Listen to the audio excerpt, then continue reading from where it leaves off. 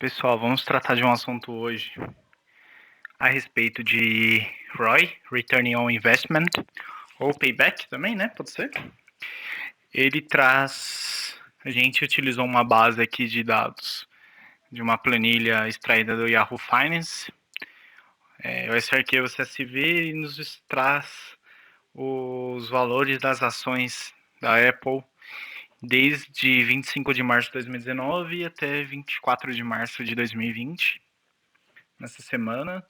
E a gente quer analisar dentro desse histórico, qual que foi o retorno de investimento das ações da Apple.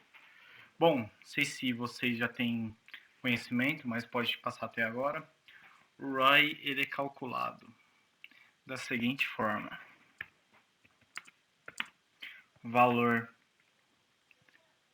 presente menos valor inicial dividido pelo valor inicial.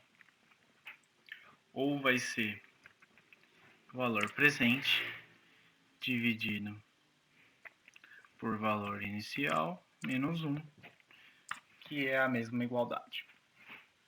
Isso é igual a ROI. Perfeito.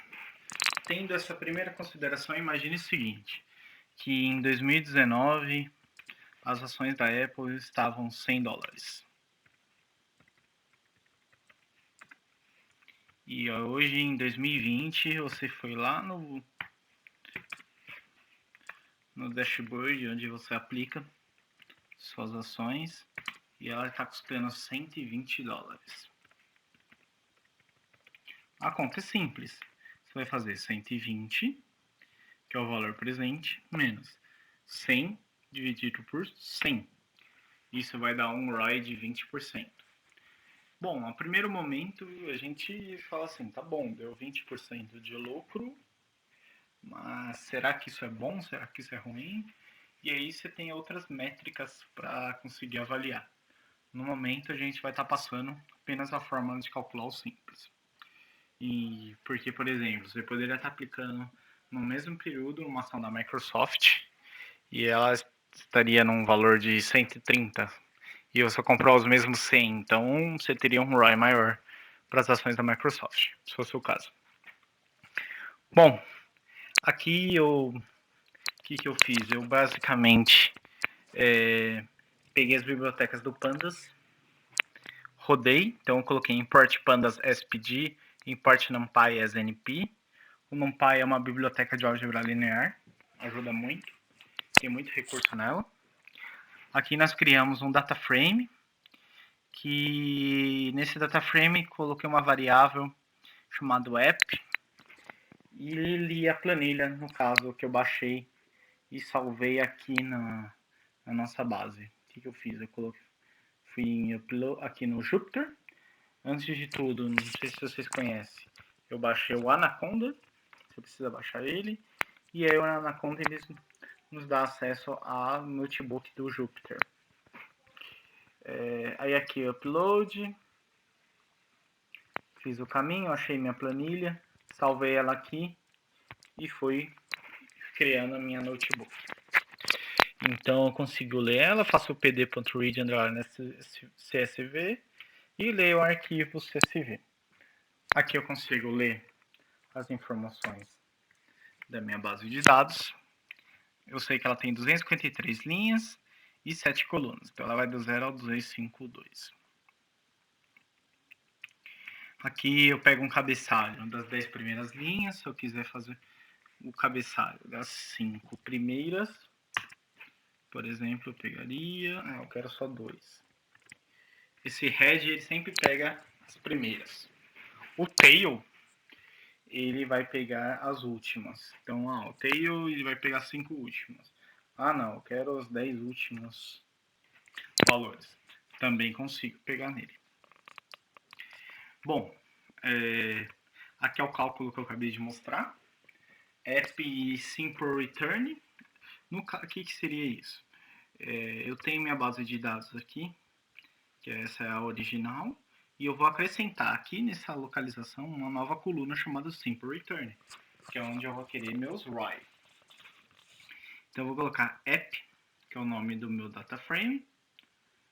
Coloco entre colchetes o nome da coluna que eu quero criar, igual ao valor que essa coluna vai estar recebendo, vai sendo alimentada.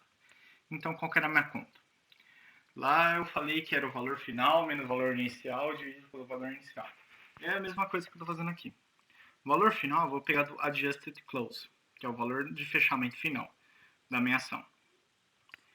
Vou dividir pelo adjusted close inicial, só que eu vou fazer quantas vezes essa iteração.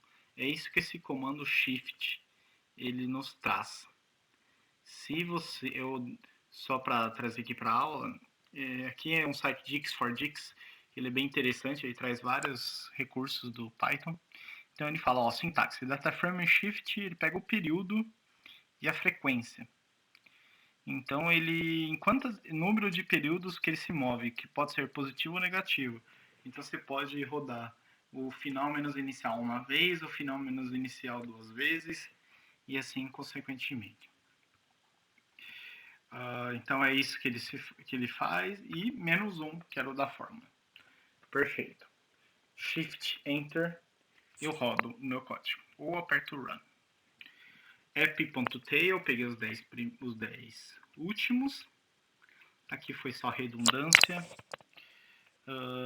Só que aqui, agora, se você reparar, nessa redundância que eu criei aqui, ele já nos traz a nossa coluna Simple Return, que é o valor do ROI. Aqui eu queria saber qual que era o valor máximo de cotação do Simple Return. Então ele me trouxe 0.11. Então ele tem esse ROI máximo. E agora eu quero saber quando que ocorreu esse ROI máximo. Foi em fevereiro, em janeiro, em dezembro? Quando que aconteceu isso? Aqui eu simplifiquei e trouxe as colunas do meu dataset, que é a planilha, date, open, high, low, close, adjust close, volume, simple return. Se você ver, ele traz pra gente, então basta você digitar o nome do data frame, .columns, que é uma biblioteca do Python, ele traz. E aí depois eu coloco app colchetes. Eu faço uma comparação, né?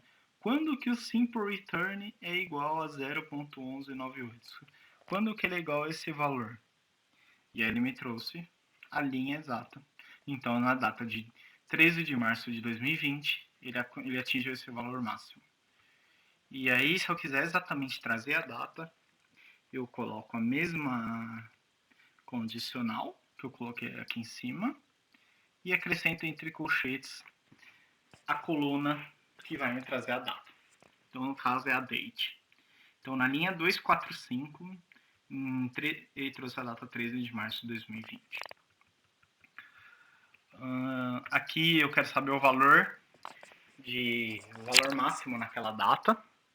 Então, fiz a mesma coisa, data frame com a condicional de data igual a 13 de 3 de 2020 e queria saber o valor do high. Então, pego a coluna do high. Então, ele tinha um fechamento de $279,92. Aqui eu quis pegar a baixa, então eu fiz a mesma coisa. Condicional da data, com a data igual a esse valor, e trouxe a baixa. Então foi 252,94. Então, como sabemos, uma ação ela flutua ao longo do dia. Então o valor mínimo que ela chegou foi 252,94 e o valor máximo 279. E aí se você calcular por adjusted close, você vai conseguir achar o valor de fechamento. E aqui foi só a nível de informação. Se eu colocar app, que é o nome data frame, coluna, date igual a 2020 03/13. Na linha 1 não é essa data, na linha 4 não é nessa data, na linha 252 não é nessa data. Se aparecesse aqui a linha 245, estaria true. Então, exatamente. Agora aqui eu vou utilizar a função iloc, que ele faz a localização. Se eu colocar dataframe.iloc, que é uma biblioteca do Python, e o número da linha, que é 245, da onde eu tirei isso? Eu tive essa informação aqui, ó. 245. Ele vai me trazer todos os parâmetros dessa linha. Então, na data de 13 de março de 2020, eu tive uma abertura de 264,89, e o valor mais alto chegou em 279, o mais baixo 252 e fechou em 277,97. E teve esse volume bem alto aqui. E teve um simple return de 0,1198. Aqui outras informações que eu pego. Aqui eu vou fazer um printado a coluna de simple return, então ele vai trazer o simple return de cada linha, da 0 até a 252, sendo que eu tenho 253 linhas. E agora eu vou gerar um gráfico dessas ações. Eu vou pegar a média do retorno, então eu vou criar uma variável média retorno, vou aplicar meu data frame com a coluna simple return e aplicar a média nela. A média de retorno foi 0,01406. Isso é diário. Então, se eu quiser a média de retorno anual, eu vou ter que multiplicar por 250. Por que 250? Isso aqui é o valor de dias de negociação durante o ano. Normalmente, se você exclui os feriados, exclui sábado e domingo, onde não tem negociação, então esse seria 250, 251 dias, mais ou menos. E aí eu trouxe uma média de retorno de 35%. 35%. Se eu plotar esse simple return, a gente vai ver aqui a variação. Então, se a gente perceber, aqui no começo do nosso período, teve um grande pico para cima, então provavelmente pode ter sido o bom de alguma venda. Depois aqui já teve um impacto bem negativo, magnitude bem baixa aqui em relação, provavelmente, ao lançamento de produtos de um concorrente, ou algum problema que ocorreu, não sei, que teria que estar analisando o histórico da Apple. E a gente viu aqui que nos últimos períodos de 2000, mais ou menos chegando em 2020, no dia 250, houve essa grande oscilação. Então, magnitude bem alta e magnitude bem baixa. E aí teria que estar verificando o histórico. O que pode ter levado a essa grande diferença. Aqui eu faço o cálculo também através de log, para ter uma noção. Quando você tem vários ativos para calcular, é mais recomendável você calcular pela fórmula simples, né, que é valor inicial menos valor final menos inicial dividido por inicial. E se você tiver só um ativo só durante um longo período de tempo, é bastante recomendável você usar pela forma de logaritmo. E você vai ver que normalmente a logaritmo ela dá um valor menor. Então, o que você faz? Vai ser log do valor final dividido pelo log do valor inicial. Ou, pelas propriedades do log, log do valor final menos log do valor inicial. Para iteração de apenas uma volta, conforme eu expliquei lá em cima.